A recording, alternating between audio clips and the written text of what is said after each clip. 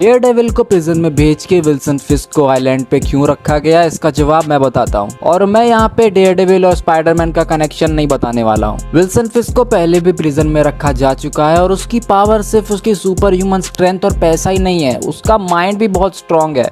वो किसी को भी मैनिपुलेट इजीली कर सकता है। और विल्सन जितनी भी बार जेल में गया है वो पहले से ज्यादा स्ट्रांग बन के निकला है। एंड मानो या ना मानो, विल्सन को बिल्कुल भी फर्क नहीं पड़ता वो जेल में ही क्यों ना हो, एटलीस्ट वो न्यूयॉर्क में तो है।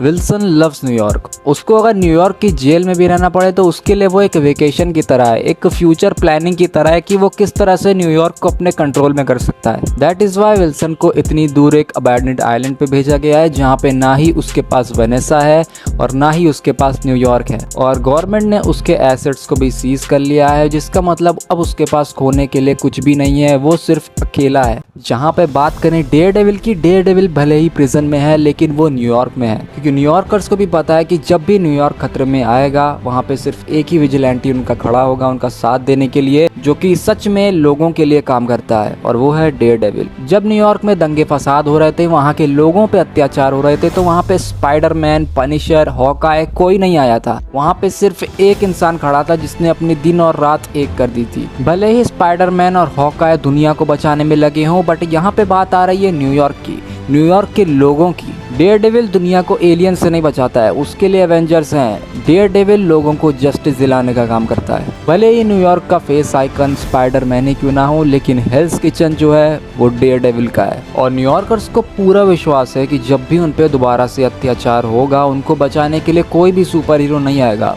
वहाँ पे खड़ा होगा हेल्स किचन का एक ब्लाइंड लॉयर।